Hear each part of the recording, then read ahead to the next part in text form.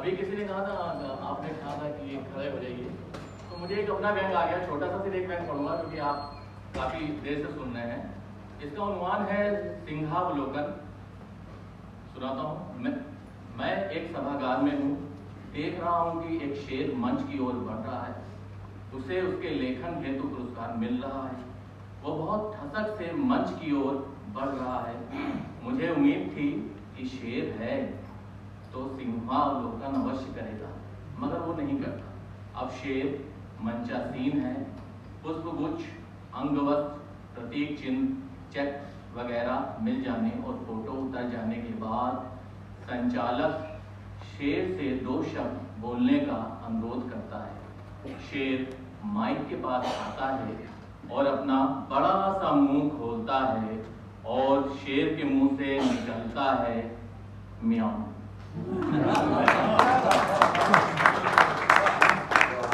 सब ताली बजाने लगते हैं, मगर मेरी हंसी छूट जाती है। सब ताली बजाने लगते हैं, मगर मेरी हंसी छूट जाती है। शेर लपक कर मेरे पास आता है, मुझसे कहता है, तुमने अभी मेरी दहाड़ नहीं सुनी। मैं हंसते हुए कहता हूँ, अभी सुनी ना, अभी सुनी। वह कुछ झेपता है। वह विनम्र बनने की कोशिश करता और कहता है, तुम गलत समझ रहे हो, मैं मिमिक्री कर रहा था। मैं अपनी हंसी किसी तरह रोक कर कहता हूँ, गलत तो तुम समझ रहे हो मेरे दोस्त। अब तक जो तुम कर रहे थे दरअसल वह मिमिक्री थी।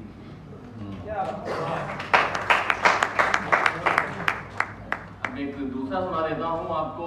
मजदूर की मौत। एक राम जी महतो थे, वो कोरोना के टाइम जो है दिल्ली से बनारस की ओर जा रहे थे। उनकी फोटो छपी, देखा मैंने उसको, गड्ढा, कॉलर बोन उठा हुआ, विचलित हुआ, तो मैंने उस पर एक रचना लिखी, मैं आपको सुनाना चाह रहा हूँ। मजदूर की मौत। मैं देख रहा हूँ मेरे सामने एक व्यक्ति मरा पड़ा है, आंखों की पुतलियां लटकी हुई और मुंह खुला। समाचार पत्र जिसे मजदूर बता रहा है, शीर्षक है भूख से मजदूर की मौत। मौत के बाद विस्मय बोधक चिन्ह। क्या एक गरीब की मौत से समाचार पत्र विस्मित है, या वह उसकी मौत को ही संदिग्ध मान रहा है?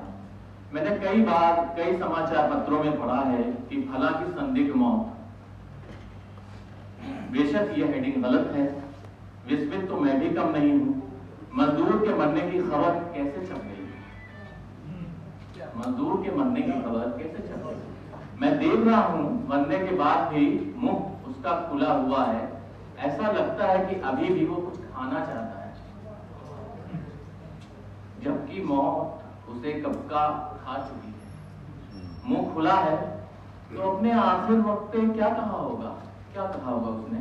राम की मरा, रब की रोटी। मैं सोचता हूँ, मैं मरे हुए मजदूर को देख रहा हूँ उसके गालों में गड्ढे हैं। गालों में डिंपल पड़ने को खूबसूरती और पड़ने वाली को खूबसूरत माना जाता है। गालों पर गड्ढे पड़े तो उसे मजबूरी या मजदूर माना जाता है। इस मजदूर के गालों का गड्ढा इतना गहरा है कि भारत एक कृषि प्रधान देश है, या मेरा भारत महान है, जैसा पूरे का पूरा एक वाक्य इस गड्ढे में उतर जाए पर उसे भर नहीं पाएगा। जनता जनार्दन, गरीब, नारायण, भाग्य, विधाता जैसे न जाने कितने शब्द लग जाएंगे इसको पाटने के लिए। मैं इस तस्वीर को देखते हुए अपने प्रिय प्रियम का भाषण सुन रहा हूं। न जाने कितने शब्द मेरे कान से होते हुए पेट में जा रहे हैं। मुझे वो उबकाई आ रही है। शायद नाश्ता ज्यादा हो गया है। मैं चाहता हूं कि ये शब्द मेरे कानों से होते हुए हृदय की गहराइयों में उतरे, किसी फिल्मी गीत की तरह। फर्क बस इतना है कि वहां ये काम आंखों के रास्ते होता है, मगर चाह कर भी ऐसा नहीं होता। ये मजदूर जिसका चित्र समाचार पत्र में छपा है, वो बाधक बना हुआ है। सहसा मैंने देखा रेडियो से दावा शब्द निकले और मजदूर के कानों में घुस गए।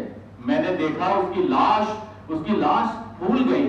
तभी मुझे ख्याल आया कि मरने के बाद आदमी फूल जाता है। मैंने उस मजदूर को ध्यान से देखा मन ही मन बोला कि यह अस्थिर पंजर मरने के बाद फूलेगा भी तो कितना। गरीब जो भी हो, जितना भी फूलेगा मरने के बाद ही फूलेगा।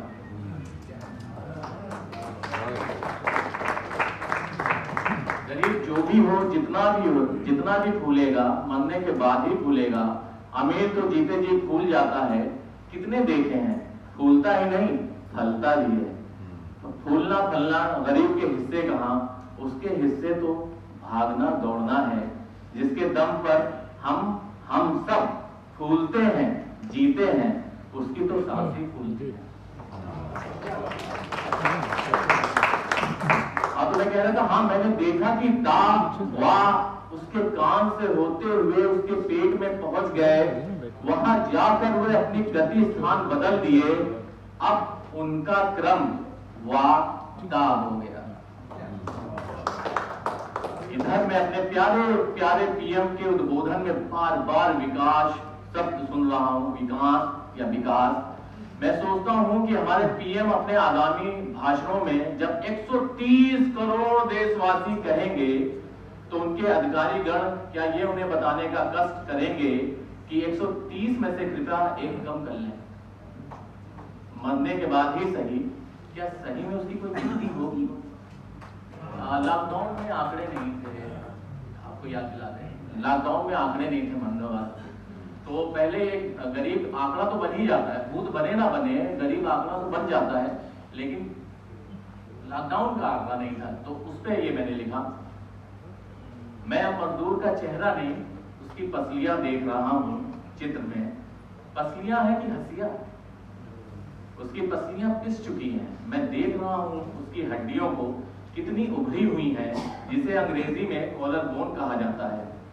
सफेद कॉलर वालों का पेट उभरता दिखता है, मजदूर की कॉलर बोन। सफेद कॉलर वालों का पेट उभरता दिखता है तो मजदूर की कॉलर बोन। काला धन बाहर भेजने वाले देश में इन हड्डियों के उभारने में किसका योगदान है? मल्टीनेशनल कंपनियां का या मल्टीविटामिन खाने वाले वर्ग का? उदारीकरण में हमने सोना गिरवी रखा या गांधी बाबा का जंतर? कहीं किसी नेता ने गांधी बाबा का जंतर कोई योजना समझ निकल तो नहीं लिया? देश के विकास के चक्कर में राजनीति ने यहां खूब विकास किया। वह अब जंतर के फेर में नहीं पड़ती, वह मंत्र से ही काम चला लेती है। दलों में मंत्र फूकने का काम चल रहा है। नेता अपने कार्यकर्ताओं के कान में मंत्र फूकता है, वो नारों को पोस्टर बैनर में लपेट कर भूखों की बस्ती में घुस जाता है। मंत्र का यह आलम है कि अब नेता नगरी से ज्यादा टीवी एंकर घर घर मंत्र फूक रहा है और लोग उसे मंत्र मुक्त हो देख रहे हैं। राजनीति ने इतने सालों से अपने केचुल बदलकर बहुत शिद्दत से ये जाना है कि देश को वश करने के लिए टीवी और एंकर ही काफी है। ऐसे में गांधी बाबा के जंतर को कौन याद करे? मैं मजदूर को देखता हूं, खुद से पूछता हूं, भूख से कोई कैसे मर सकता है? भूख से कोई कैसे मर सकता है जब सीधे लोकतंत्र को खाया जा सकता है? एक विचार मेरे मन में सहसा आता है, क्या भूख को खाया नहीं जा सकता? कई विचार उठते हैं मेरे अंदर। मरने से पहले इसने भीख नहीं मांगी, ये तो ठीक, पर इसने कुछ चुराया नहीं, छीना नहीं, लूटा क्यों नहीं? मुझे लगता है इसको भूख ने नहीं, सज्जनता ने मारा है। दुर्जन होता तो मजदूर क्यों बनता?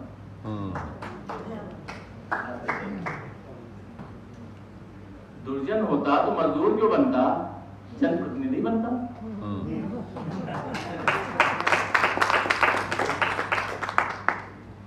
मैं सोचता हूं, मैंने कभी भूख नहीं देखी, कैसी होती है?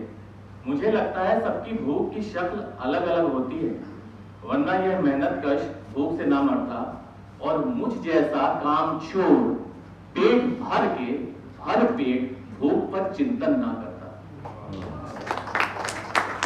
इस मजदूर की काया को अगर धतीच देखें देखें इन आधुनिक दधीचियों को, सत्ता सिंहासन के नीचे जिनकी गली हड्डियों का ढेर मिलेगा, सत्ता सिंहासन के नीचे जिनकी गली हड्डियों का ढेर मिलेगा, मगर सिंहासन के नीचे कौन देखे? अब तो सत्ता द्वारा बनाई गई आकाश चूमती मूर्तियां देख के लहालोट हैं। सिंहासन के नीचे कौन देखे? मुझे मूर्तियों से ईर्ष्या हो रही है और देवताओं से शिकायत। मुझे मूर्तियां देखकर ईर्ष्या हो रही है और देवताओं से शिकायत। वे पुष्प वर्षा क्यों करते हैं?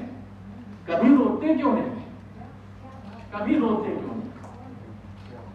जरा नीचे आकर हजारों मील भूखे प्यासे अपने घरों की ओर जाते उजड़ते हुए मजदूरों को, उनकी यात्रा को देखें। बस उस मात्र 12 साल बच्ची का नाम था जमलो, वो खत्म हो गई थी, जमलो मकड़म। उस बच्ची को देखें जो भूखे प्यासे 100 किलोमीटर नंगे पांव चलने के बाद जिसने दम तोड़ लिया।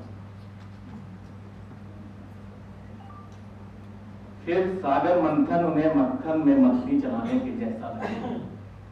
सागर मंथन में जितनी मेहनत की उन्हें मछली लगाने जैसा लगेगा। अगर ये मजदूरों का ये संघर्ष देख लें, ये उपेक्षा देख लें, उन्हें बहुत वो लगेगा। मैं अभी भी मरे हुए मजदूर को देख रहा हूं, ना ना ना ना ना ना, मजबूर, मरियल, मरणासन लोकतंत्र को देख रहा हूं। अब भूख से कोई मौत हो तो इस व्यवस्था के लिए 2 मिनट का मौन रखा जाए, जब तक कि वह अन्न की कमी से हुई मौत को अन्यथा नहीं लेता। मैं तुकबंदी भिड़ाने लगता हूं।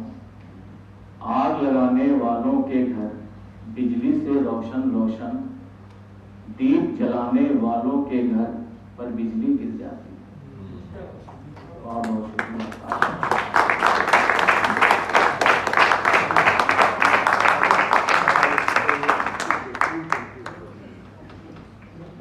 धन्यवाद त्रिपाठी जी।